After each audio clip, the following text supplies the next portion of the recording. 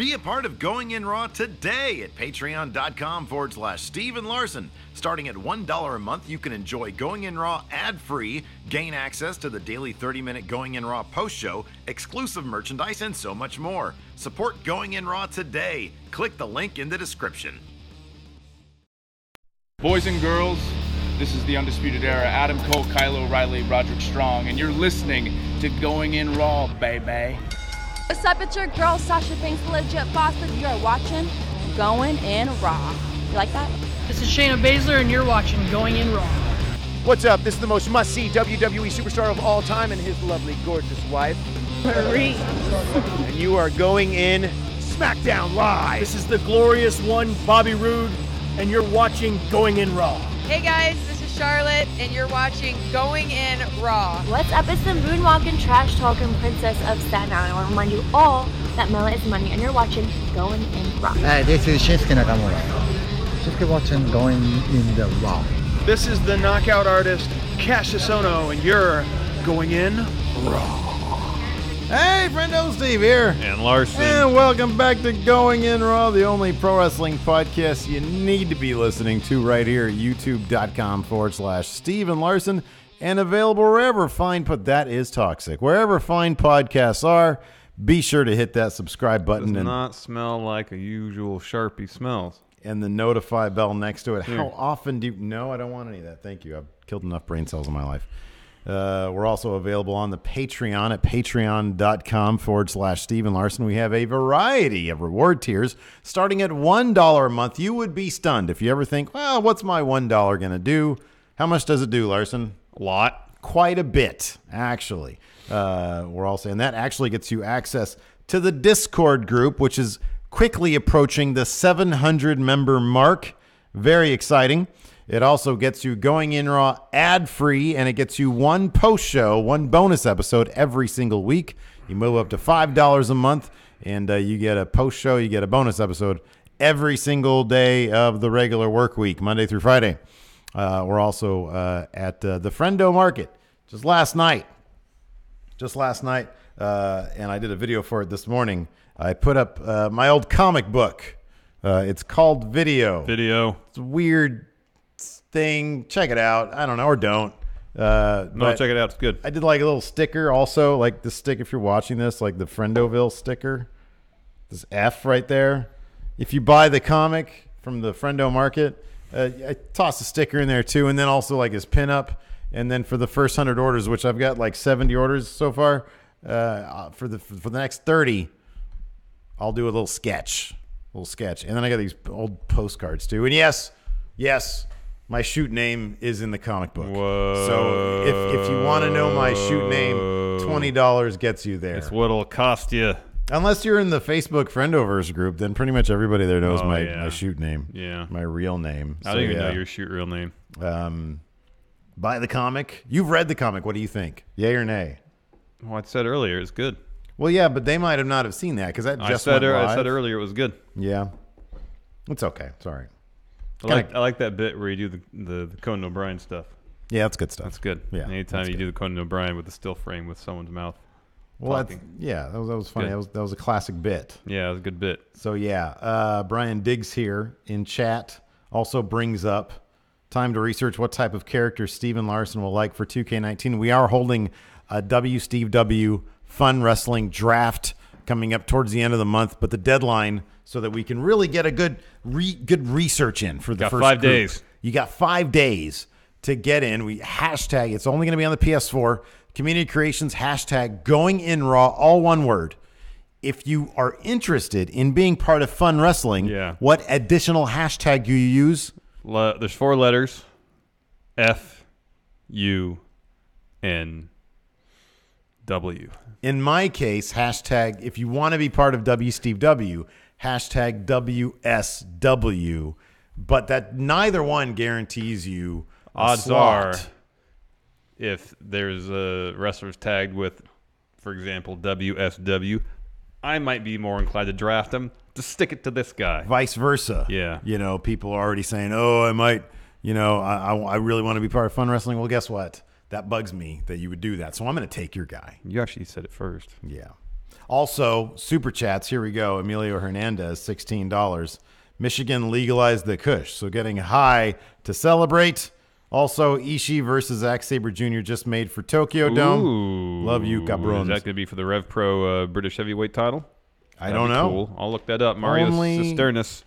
Once the blog is up and running, I will tweet the link. Future WWE writers here from Australia. Nice. So, yeah, good stuff. So this is our Saturday show, filming on Friday. Comcast was out there upgrading stuff this morning on Friday morning. That's why we didn't live stream that show. We did live stream a bonus episode, though. This afternoon, yes. Later on, after we had lunch. But today, this is the day we give the results for the world of non-WWE stuff. Yes. Like, if there was any big news in WWE, we'd probably talk about it, but this is the episode where we talk about... everything but WWE. Everything that isn't WWE. Including Zack Sabre Jr. challenging Tomohiro Ishii for the Rev Pro Heavyweight Championship at Wrestle Kingdom. That's huge. Well, Zack Sabre Jr., he's a British guy. Shouldn't he have a Rev Pro title? I wouldn't be surprised if he's had that title before.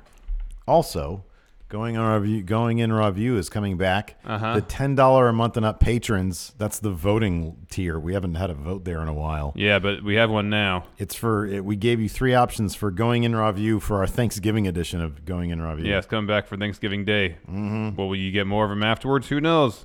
To find out. For sure, one on Thanksgiving. You want to find out, hit that subscribe button and the notify bell next to it. Our thanks to all the friendos out there who've been asking for Going in Raw View. Yeah, it's a good one. There you go. In reality, we just needed content for that day. And so it was a good opportunity to say thanks to people who've been with us for a while, who remember when we used to Going in Raw View on a regular basis. And we're not going to be here Thursday and Friday. Naito going to WWE. Speaking of someone saying no thank you. Speaking of somebody who's not going to be in WWE Thursday and Friday. No. So an interview with Tokyo Sports, Tetsuya Naito, leader of LIJ. Most over faction in New Japan. Yeah, revealed that WWE made a play for his services after the Dominion show in June after he lost the Intercontinental title. Did they send him an application to be part of WWE Creative? No, they said you want to try out the Performance Center. But no, they didn't. But Naito told the company to... Tranquilo. He says, this translation is coming from Chris Charlton. Mm-hmm. I didn't even give it a thought. Hold on a second. Wasn't the thing? Didn't they like sit down and have dinner with him or something? They met him at his favorite cafe. I don't know if that was true or not. I saw that on Twitter too, but it seemed kind of like a funny thing because he said I have to go to the bathroom and just didn't come back. That seemed like a joke. See, I wonder if the first part was real and the second part was a joke. Like maybe he did meet with them. Maybe. I didn't include that in the story because I didn't know if that was real or not. I saw that same thing on Twitter. Yeah, he says, I didn't even give it a thought. This New Japan ring is already the world's #1 stage. The fans know this. That's why I think we should focus on our home crowd before looking international. Here's my speculation. They said, we want to bring you into NXT. He said, I'm a main roster guy. And they said... well, how about, and then he just stopped talking. He hung up the phone. Yeah, maybe. Something like that. I don't know. Or maybe he's serious. He has no interest in going to WWE. It's entirely possible. According to Wrestling Observer, Naito wasn't the only top New Japan wrestler who WWE was interested in. Quote, Naito would be one of 3, at least, Japanese top guys feelers have been sent to. The other 2 that we're aware of didn't turn the offers down without thought, although one would be a huge surprise, and the other would be a great worker who I didn't see flourishing in the WWE system, but also probably wouldn't have any reservations about moving to the U.S. like many of the Japanese might. One would be a huge surprise, and the other would be a great worker who I didn't see flourishing in the WWE system, but also probably wouldn't have any reservations about moving to the U.S. like many of the Japanese might. Another thing to consider here, the Naito thing. What if he said, sure, my asking price is what Dave Meltzer said, Cody said he told him. $3 million, yeah. $3 million. They said, well, we were thinking more along the lines of 500,000. 500,000, but you're going to be in NXT for like 2 years. So, yeah. And he was like, 3 million or bust. Mm-hmm. Very simple number. Mm-hmm. Who are these other 2 guys? The second one, someone who's a great worker, didn't see flourishing in the WWE system, what does WWE really focus on? Character. Yeah. Who's a great worker? It's Ishii. That's when I saw that bit, I thought Ishii, because he's a great worker, but he's not really a character. Okay, sure. Yeah. So okay. But as far as may not have any reservation about moving to the States. But I'm trying to think of especially for the second option, the second contender. No, for the second one, people who Japanese wrestlers, and this is kind of a reach, who come to the States often. I'm trying to think of why he makes a point of saying this particular individual would not have reservations about moving to the States, unlike some other Japanese wrestlers. There's got to be some reason for it, right? Someone who's more familiar here? I don't know. I'm trying to piece this together. I mean, when Meltzer says vague stuff like this, like, is it even worth trying to extrapolating what he's going to say? Yes, it is. We wouldn't have jobs if it wasn't. Because I don't know what else to go off other than a wrestler who's either really familiar with the States in terms of being here a lot, working shows, or just familiar with the States in terms of feeling comfortable here. You know what I mean? Yeah. And that's what I'm trying to figure out. Like Kushida, he's done a lot of Ring of Honor shows. He was their TV champ for a while. That would be a huge surprise if the ace of the junior division jumped ship and went to WWE. Yeah, how big is Kushida, though? At a certain point, like when some of these juniors are so small, wouldn't they have... Well, I guess they wouldn't have to be in 205 Live. Is Kushida bigger than Finn Balor, physically speaking? No, he's not, right? No, he's not. I mean, Tanahashi would be the huge surprise. That would be a huge surprise. A lot of them would be huge surprises. Okada, pretty much anybody would be a surprise. Okada. Oh, Sonata's worked a good chunk for Ring of Honor. Yeah, that's true. Yeah, that's a good point. Emilio Hernandez. Super Chat says 1 is Okada, 2 is Sonata. Okada's been backstage to a few WWE shows. Yoshihashi, says Joshua. Man, I don't know. I mean, Okada's like... Let me ask you this. Who are the New Japan wrestlers who went to WrestleMania when it was in New Orleans last year? There's Suzuki. There's Tanahashi. Suzuki would be a huge surprise. That would be a huge surprise. But I could see Suzuki. Here's the thing. Suzuki's like Shinsuke. He's old. Oh, he's older. He's way older. And one of the things about Shinsuke, the reason why he came over is because he wanted to take it easier on his body. Mm-hmm. I'm not sure if Suzuki... I mean, I'm not... And, yeah, I could see it being Suzuki. As either one of these. One is a huge surprise. Yeah. I mean, the hugest surprise would be Okada. Suzuki's a super character, though. Yeah, he is. I'm not sure that would be... Yeah, Okada, that would be huge, yeah. But I know he's got a contract. It was like he signed a pretty massive deal with New Japan. I don't know the term of it. Mm-hmm. Daniel King and Stuart Smith just got comic books. Just got the Steve comic book. I hope you like it. You might Travis not. Ray says Hiroki Goto. Really solid worker. Oh, Goto. Ooh, yeah, but who gives a, like, dude, yeah, he would, yeah. He sort of comes off like a dad. Yeah. Like, man, he's really useful to have around, but he's not the most exciting guy in the world. No. That's a good one. But Yano. See, this is why I like doing this live. Yano. With y'all. Yano would be great, and he would flourish. Hell absolutely. Yeah. See, Suzuki would have to go straight to Maine, though. Suzuki would have to go straight to Maine. He's paid his dues. Heck yeah. And he's also 50 years old. Mm-hmm. Oh, I could see Zack Sabre Jr. flourishing in WWE. Oh, yeah. I think it'd be great. Yeah. Absolutely. Yeah. Yeah, but, was it last week's newsletter, the one before, where Meltzer did something similar with some of the vague references to 2 indie talents that WWE are trying to sign? Yeah. It's like, if you know the names... Spill the beans. Nah, man. Because he's ruining their business. He can't ruin their money. That's ruining their money. At the same time, man, if you're not going to give us anything to work on, then don't even mention it. No. Are you kidding me? This is the most fun. No, this is frustrating. Oh, I love it. It's great. So I'm saying Ishii for the second mention, and I guess Okada. No, not Okada. Okada's New Japan. Would Suzuki have thought? I think Vince. I don't know. I'm sure Vince has an opinion on Minoru Suzuki. He has to. If he knows who he is. He has to. Everybody knows who Suzuki is. I'm sure he has an opinion on him. There's got to be a reason why Suzuki's never come to WWE, right? There has to be a reason. He's been around forever. Yeah, I don't know. I'm sure somebody in chat might know. If you weren't a junior, I think Kushida would be pretty high up there, just based on... Oh, sure, yeah. Yeah, it'd be pretty surprising, and also I think he wrestles here a lot. But here's the thing about Kushida. I mean, that might be a situation where he takes a look at 205 Live and is like, I'm good. No, not Kota Ibushi because he's already told him no. Could be Sonata. Or Evil. Yeah, I don't know. I think you might be onto somebody. It's the name's Ishii, Sonata, not Evil,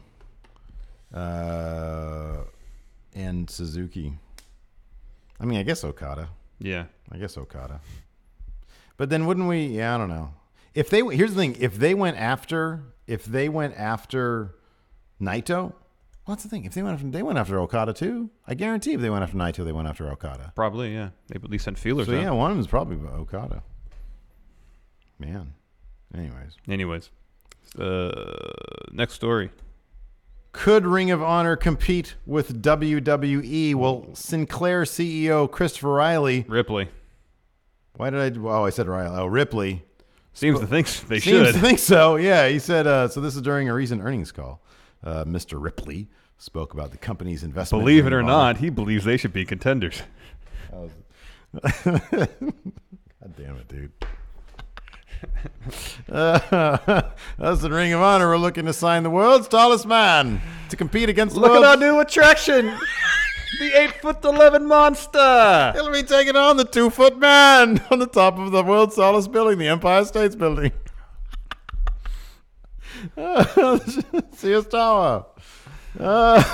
He says this. So look, I think saying that we've invested a lot of money is maybe a slight mischaracterization. Beyond tennis, we really haven't spent significant dollars on content. And Ring of Honor, I think we bought for a couple $100,000. And we think that that's an unpolished gem that ultimately should be something in the same light as WWE. This guy found out about Ring of Honor minutes before this call. He found out about wrestling about 10 minutes before that. He said, we actually sold out Madison Square Gardens for an event next year in 11 minutes. He just learned that probably.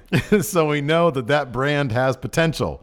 We haven't quite found the right dials to turn yet, but we keep increasing the grassroots support on it. And it is just a very, very loyal and avid fan base, which is what you really need to explode or explore in a brand. No, I think explode, like blow it up. Blow it up, like blow it up Steve. He's blowing it up. Read the second part. So I guess the overall question to your answer is when I look across what we've done in content, we're in varying stages of development. This guy said a whole lot of nothing. But we've always had a good return on everything we've done and probably because they don't spend a whole lot of money on anything. But I wouldn't say that we spent all that much risk capital when you consider the scale of the company overall. So it's like $1 billion company. They're buying news stations for propaganda arms. Stevie Bradley. Essentially, yes. Stevie Bradley and, come on, Drew Blankley also bought some comics. Thanks, guys. And with that in mind, Ring of Honor is like way down the priority list. It is so far. Like, I don't know what are Sinclair's other holdings? Like, we bought it for a couple $100,000. Like in 2011, I think they bought it. Sinclair subsidiaries. Here we go. The Tennis Channel, Fisher Communications, Cunningham Broadcasting. Boy, can they buy Going in Raw? They bought a lot of stuff. Do you want to be a propaganda arm too? Hey, for the right money, sure. Why not? No, thank you. Why not? They bought something. One of their subsidiaries is Sinclair Media 3. Is there Sinclair Media 2? They have their own. So it's all in broadcasting. Superior OK License Corporation. Half of these seem fake. They're washing money, dude. I've watched Ozark. They're washing money. Ooh. These are fake holdings. Other holdings. Equity holdings. One Media, Milwaukee Television. Yeah, dude. He does not know. He's like, Ring of Honor. He just found out about Ring of Honor. He's gonna have Jay Lethal cut like a promo about fake news. Gosh. Oh man, that's hilarious. That dude. Hey, Mr. Ripley, watch the Saturday edition of Going in Raw. Yeah, you'll learn something about what you own. Believe it or not, you're not gonna compete with WWE anytime soon. No, man, no. Really, we sold out Madison Square Gardens. Can we do that every week? Can we do that every week? Is it on TV? We have them on TV. What are the numbers? What are the numbers? What's a Fight TV app? Can we buy that? It's free on Fight TV. Oh my gosh. We should have our own streaming service. We do. There's a character named Cheeseburger. Beer City Bruiser. Is there a guy named Tater Tots also? Speaking of TV deals, maybe they'll buy Impact. If they bought Ring of Honor for a couple $100,000, I'm sure they can get Impact for 75 cents at this point. We could probably buy Impact. Yeah, maybe. So according to PW Insider, Impact, and probably some of the least surprising news we've heard in a long time, could be looking for a new TV home once their current contract with Pop TV expires at year end. So they'd say, quote, we've heard the company has been looking for a new potential TV partner. Pop moving them to 10 p.m. can't be seen as anything but a major step backwards in the relationship between the two sides. Apparently Impact said, hey, you're moving to 10 o'clock like a week before it was going to happen. Yeah, dude. No heads up. That's terrible. But some good news for Impact, Steve. Ratings are up. Yes! Final hour happened. We'll do results for that in a second. Mm-hmm. People really want to tune in for this final hour because it was up about, what was it last week, 105? It was 105 last week. Almost 25,000 more new viewers or returning huge. viewers. 129,000 viewers watching Impact Final Hour. 25,000 people figured out how to reprogram their DVR for the right time slots. Maybe. I don't know if they do that. Like they figured out their TiVo. Yeah. Michael Eastham also just ordered a comic. Thank you very much. Maybe you'll enjoy it. Maybe you won't. I don't know. But yeah, no, good for them. That's awesome. But on they should go back on the TV guy. Oh, this right here. Yeah. Doug Martin. Larson just hates Impact. Alex C says they should go back on the TV Guide channel again.